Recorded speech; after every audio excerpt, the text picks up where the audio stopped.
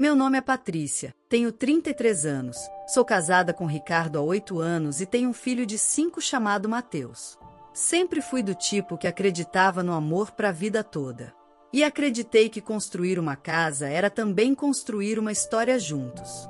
Só que, com o tempo, percebi que eu era a única escrevendo essa história. Ricardo só editava e sempre cortava as melhores partes. No começo, ele era gentil, divertido, até romântico. Fazia questão de mostrar ao mundo o quanto me amava. Mas, assim que me mudei para a casa dele, que era dele mesmo, já que herdou dos pais, a coisa mudou. Aos poucos, fui virando a esposa que não colabora, a que suja o que ele limpa, a inútil que não trabalha fora, mas vive cansada. A gravidez de Mateus foi o primeiro baque. Eu queria muito ser mãe. Ele fingia apoiar, mas cada ultrassom era uma reclamação. Mais um dia de trabalho que eu perco, ele murmurava no consultório, sem o menor constrangimento. Depois que Mateus nasceu, eu tentei me adaptar. Meus dias se tornaram uma sequência de fraldas, mamadeiras, noites sem dormir e ainda ouvir que eu não fazia nada. O Ricardo, nesse tempo, virou o síndico do condomínio. E com o título, veio um novo ego. Passou a se achar mais importante do que qualquer vizinho. Ou do que eu. Preciso manter minha imagem, Patrícia. Você podia, pelo menos, cuidar da casa direito. Só que ele sabia o quanto eu tentava. E mesmo quando tudo estava limpo, ele dava um jeito de criticar. Se eu lavava a louça, ele dizia que a pia tinha ficado manchada. Se eu varria, ele apontava um fio de cabelo no canto da sala. Era como se ele esperasse uma falha para ter o que jogar na minha cara. Mas o que mais me doía era como ele me diminuía diante dos outros. E fazia isso com uma naturalidade assustadora. A Patrícia? Ah, ela é gente boa, mas se dependesse dela, nossa casa virava um chiqueiro. Ele ria e os amigos riam também. Eu forçava um sorriso, mas por dentro, me despedaçava. Mesmo com tudo isso, eu tentei me reinventar. Comecei a vender doces caseiros. Fiz cursos online durante a madrugada, quando Mateus dormia. Peguei encomendas pequenas de vizinhos. Era meu refúgio. Cozinhar me trazia paz. Mas mesmo isso era alvo de deboche. Vai gastar gás fazendo cupcake para vender a R$ 10? Vai pagar o condomínio com isso agora? Eu abaixava a cabeça. Mas não desistia. Certo dia, o grupo do WhatsApp do condomínio anunciou a próxima reunião. Ricardo era o anfitrião, como sempre. Eu não costumava ir, mas ele pediu que eu estivesse presente, porque uma boa esposa acompanha o marido. Fui. Sentei ao lado dele. Os vizinhos falavam sobre vazamentos, garagem, barulhos no prédio.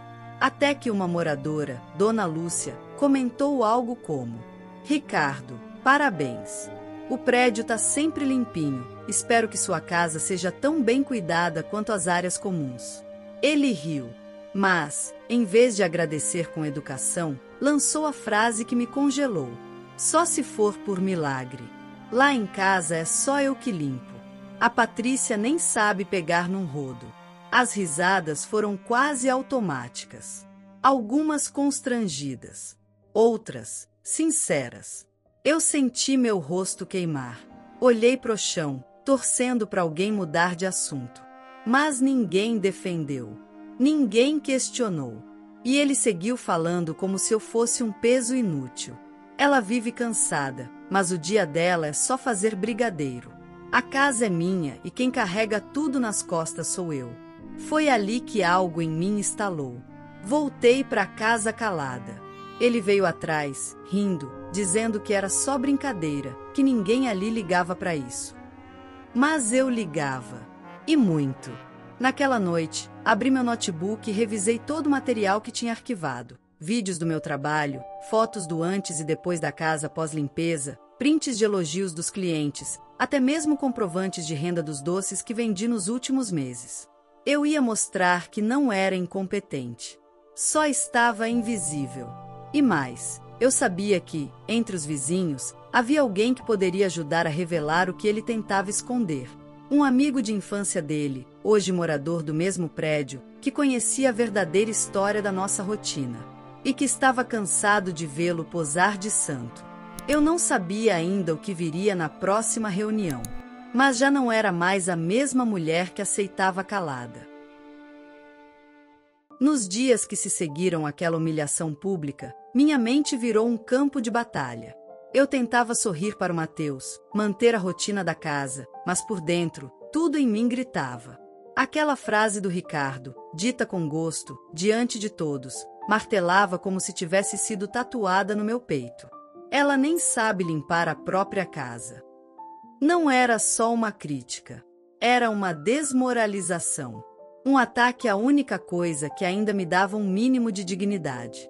Ele não apenas me desrespeitou, ele me apagou. E, pior, ninguém ali pareceu surpreso. Algumas mulheres baixaram os olhos.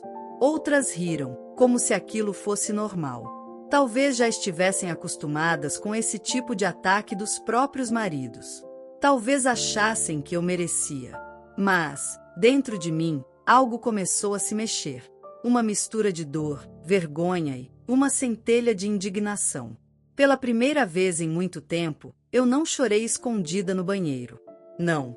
Naquela noite, depois que Ricardo dormiu, eu peguei meu celular e comecei a vasculhar minhas redes, minhas pastas de fotos e vídeos. E quanto mais eu via, mais sentia raiva, mas uma raiva que me dava força. Ali estavam registros meus limpando o fogão até brilhar, lavando roupa na mão, porque a máquina tinha quebrado e ele não queria gastar com besteira.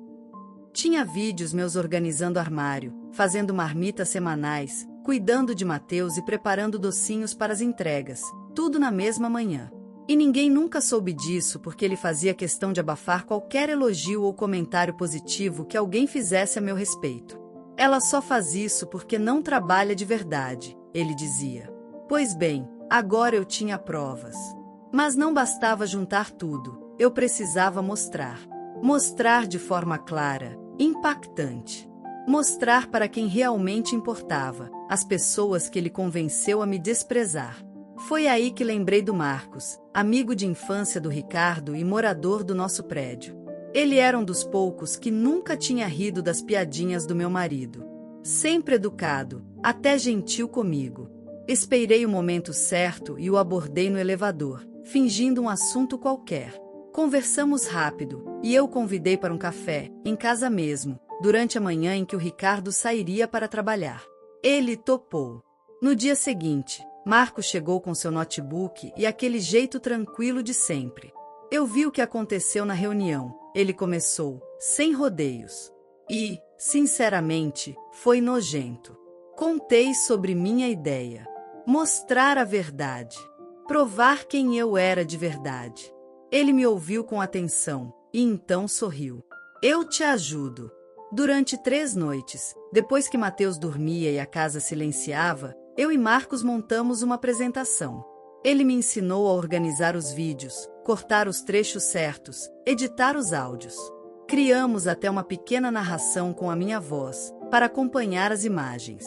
Ficou simples, mas com alma. Enquanto isso, o comportamento de Ricardo piorava.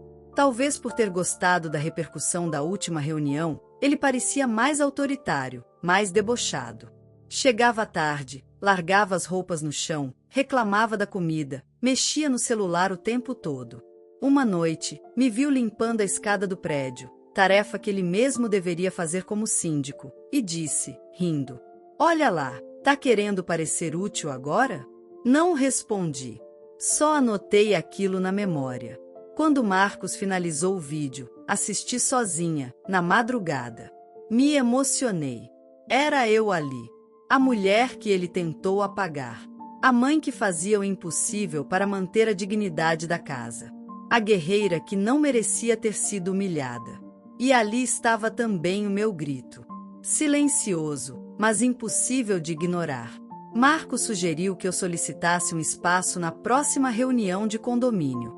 Ele, como membro da comissão de comunicação, podia incluir um tópico especial na pauta.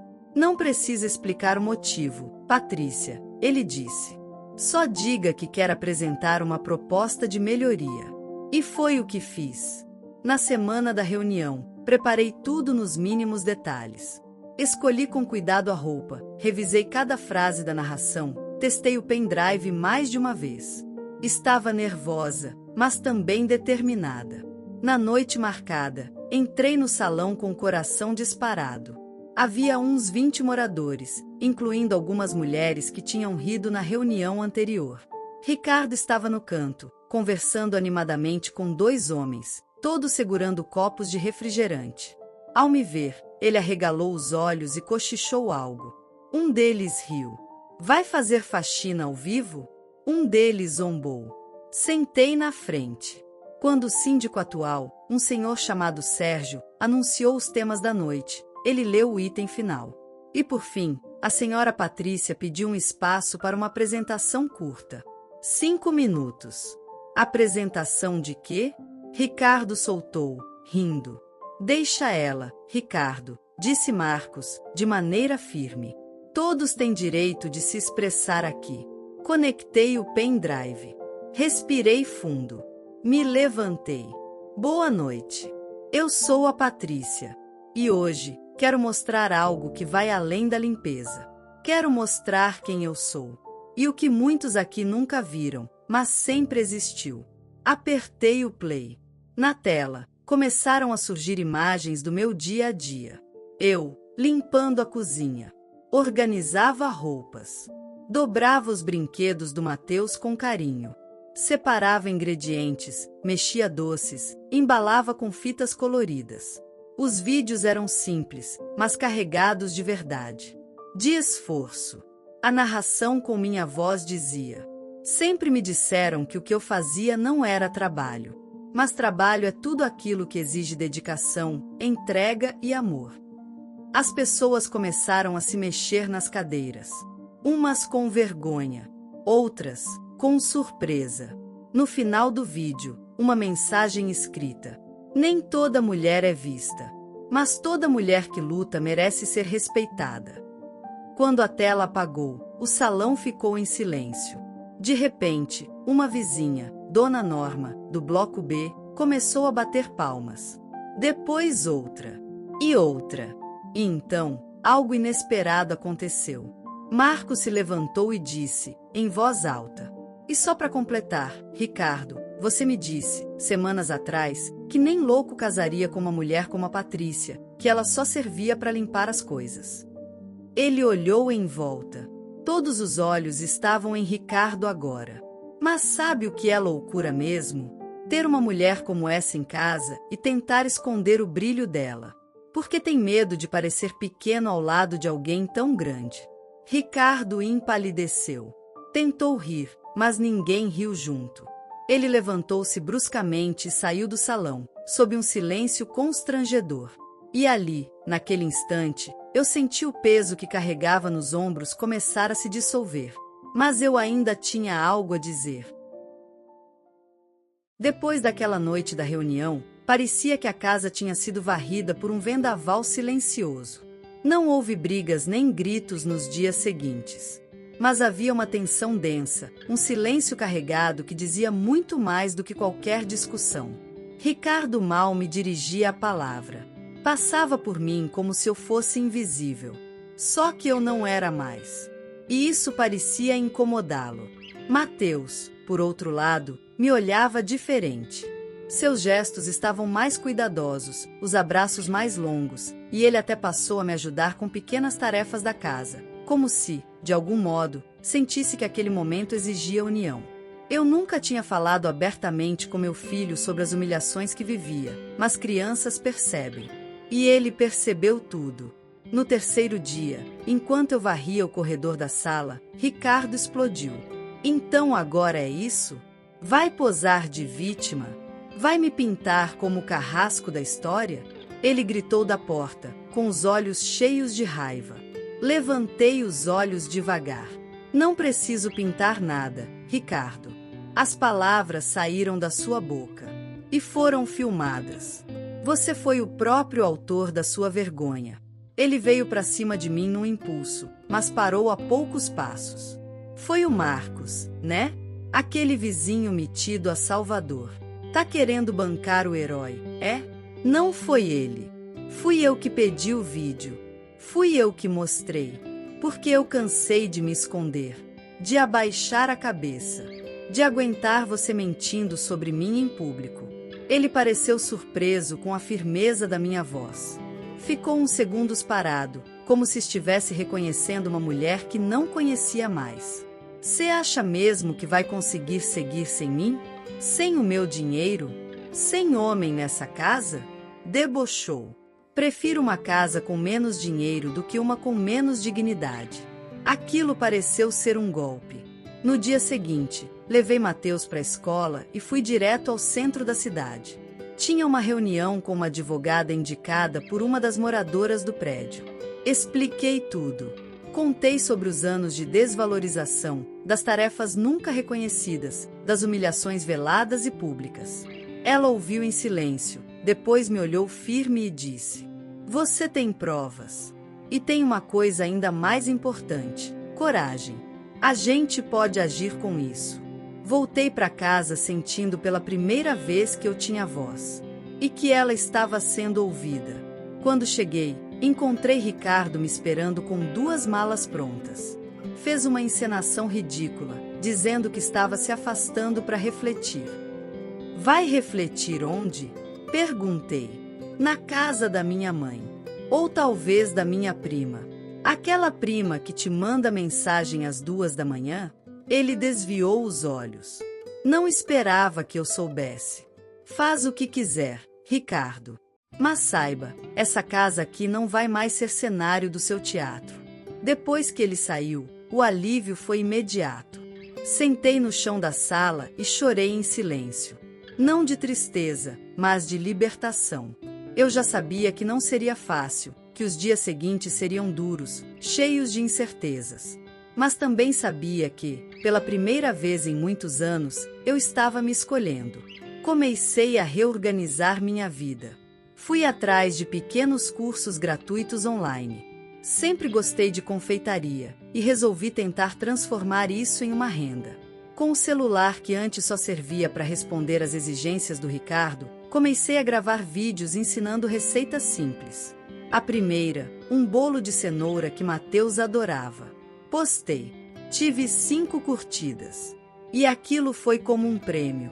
Mateus começou a se empolgar com a ideia. Passava mais tempo na cozinha comigo, filmava, ajudava a montar os ingredientes. A gente ria. Era uma paz nova, diferente. A ausência do Ricardo criava um espaço para a luz entrar. 2 semanas depois, fui chamada para uma nova reunião no condomínio. Dessa vez, não fui como a esposa do Ricardo.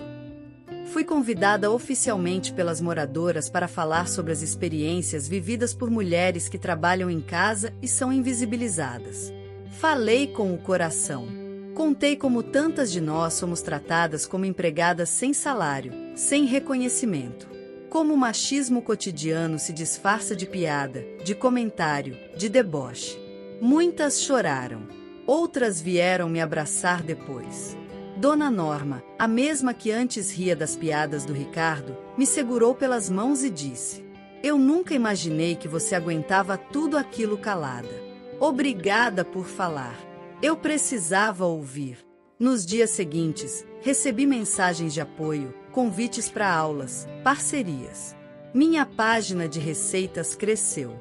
Meu nome começou a circular por grupos de mulheres empreendedoras. Marcos, o vizinho, nunca se aproximou além do necessário. Sempre respeitoso. Mas, um dia, me mandou uma mensagem. "Você tem muito mais a oferecer do que deixaram você acreditar. Continua." Li e sorri. Sim, eu continuaria. Hoje, minha casa tem cheiro de bolo no forno. Tem barulho de criança feliz e som de vídeo sendo gravados na cozinha. Não, ela não é perfeita, mas é minha. E ninguém mais vai usar meu espaço para me diminuir. Na próxima reunião, vou levar torta de limão. E se alguém perguntar quem fez, direi com orgulho: a mulher que ele achava que só sabia limpar. A história de hoje chegou ao fim. E se você quiser mudar a sua história através de deliciosos brigadeiros gourmets, os tornando sua fonte de renda extra, ou até mesmo principal, adquira agora seu livro digital, que chegará no seu e-mail com mais de 80 receitas de brigadeiros por um preço ridiculamente barato. Você ainda ganha bônus sensacionais como planilha mágica de precificação, receitas bônus de outros doces e muito mais. E se não quiser fazer renda com seus brigadeiros, você pode simplesmente deixar seus amigos e familiares apaixonados por essas gostosuras. Clica no link da descrição ou do primeiro comentário desse vídeo e reserve agora seu livro digital. E não se esqueça de comentar qual lição você tirou dessa história. Também deixe um like no vídeo e se inscreva para não perder os próximos vídeos. Tchauzinho!